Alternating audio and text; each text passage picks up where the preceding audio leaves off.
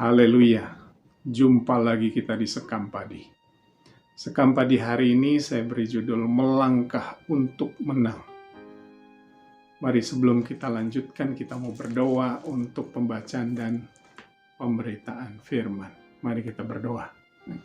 Bapa di sorga, kami mengucap syukur hari ini kami datang kepadamu untuk Tuhan, menaikkan syukur kami karena kebaikan-Mu, karena penyertaan-Mu, karena perlindungan-Mu bagi kami Tuhan. Saat ini Tuhan kami mau membaca Tuhan firman-Mu dan mau merenungkannya dalam kehidupan kami. Biarlah Roh Kudus memberikan kepada kami hikmat yang benar, sehingga kami dapat menerima firman-Mu dengan pengertian yang benar yang berasal dari-Mu saja Tuhan. Dan biarlah firman-Mu boleh tertanam, bertumbuh, berbuah, menjadi Tuhan berkat untuk kehidupan kami, dan juga untuk kehidupan banyak orang lewat kehidupan kami Tuhan. Terima kasih Bapa di sorga, kami mau terima berkat firman-Mu dengan ucapan syukur, dalam nama Tuhan Yesus Kristus. Amin. Puji Tuhan. Mari kembali kita buka dalam Hakim-Hakim 7 ayat yang ke-7. Menulis demikian. Lalu berfirmanlah Tuhan kepada Gideon, dengan ke-300 orang yang menghirup itu, akan kuselamatkan kamu. Aku akan menyerahkan orang Midian ke dalam tanganmu. Tetapi yang lain dari rakyat itu semuanya boleh pergi, masing-masing ke tempat kediamannya. Masih tentang Gideon.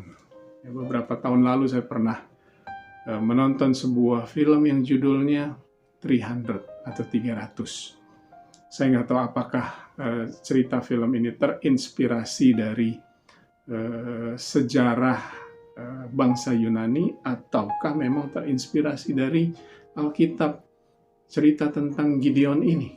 Saya tidak tahu. Namun yang pasti, firman Tuhan yang kita baca hari ini, firman Tuhan kepada Gideon dengan 300 orang. Tuhan akan menyertai, memberi kemenangan kepada Gideon atas orang Midian. Nah, Gideon dipilih oleh Tuhan dalam Hakim-Hakim 6 ayat 12, sekam episode yang lalu. Hakim-Hakim 6 ayat 12 dan ayat 14, Tuhan memberikan keyakinan, Tuhan memberikan jaminan penyertaan kepada Gideon untuk memimpin bangsa Israel, untuk melepaskan bangsa Israel dari cengkraman bangsa Midian dan Amalek, dan untuk menang, memberi keyakinan kepada Gideon bahwa Tuhan akan menyertai Gideon, memberikan kemenangan dalam Hakim-Hakim 6 ayat 16. Puji Tuhan, setelah Tuhan memberikan keyakinan, banyak dari kita yang menerima firman bahwa kita akan mengalami kemenangan lepas kemenangan. Kita akan lebih dari pemenang, lalu kemudian kita bersyukur. Puji Tuhan, Tuhan sudah menjanjikan kepada kita kemenangan. Lalu Tuhan bilang, oke, sekarang waktunya kamu melangkah. Lalu kita kemudian bersyukur lagi, puji Tuhan. Tuhan pasti tahu apa yang Tuhan mau lakukan dalam kehidupan kita. Lalu Tuhan bilang, ayo melangkah. Puji Tuhan. Terus menerus kita lakukan hal itu. Nah, kemenangan tidak akan diraih kalau kita tidak melangkah. Kemenangan juga tidak akan diraih kalau Gideon tidak melangkah. Gideon pada saat dipanggil, dia sedang mengirik gandum. Dia dari kaum yang terkecil dari bangsa, dari suku Manasye. Dari antara kaumnya, dia pun juga yang paling muda. Jadi pengalamannya masih sedikit. Tapi Tuhan pilih dia. Tuhan berikan keyakinan bahwa Tuhan akan memberikan kemenangan. Yang pertama dia harus lakukan adalah melangkah. Dia terima dan melangkah. Walaupun dalam melangkah itu dia harus menerima tantangan. Begitupun kita pada saat kita sudah menerima firman Tuhan, Firman Tuhan bilang, ayo melangkahlah untuk meraih kemenangan. Ayo. Anda mau jadi apa? Oh, saya mau hidup saya sukses. Oke, saya beri jaminan. Tuhan beri jaminan. Melangkahlah. Melangkah. Gideon pada saat melangkah pun juga mengalami tantangan. Tantangan yang pertama dalam pasal 6 ayat 25. Firman Tuhan minta dia hancurkan mesbah Baal dan tiang berhala milik ayahnya. Tuhan mau modal psikis itu hilang dalam kehidupan Gideon. Mungkin ada banyak orang yang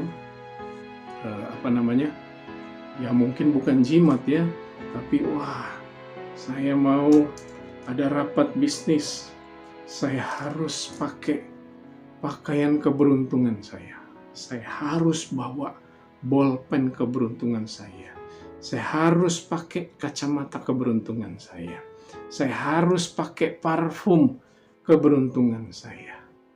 Modal itu harus hilang dalam kehidupan kita. Kalau Tuhan sudah berikan jaminan, melangkahlah dengan jaminan Tuhan. Dan hal yang kedua,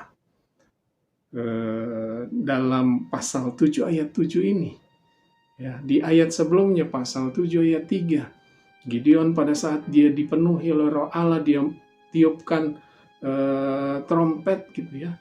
Banyak orang yang mau ikut untuk turut serta memerangi bangsa Midian. Lalu Gideon berpikir, puji Tuhan, ada 30.000 pasukan. Secara matematis mungkin dia akan berhitung, satu orang prajurit Israel yang ikut bersama dia mungkin bisa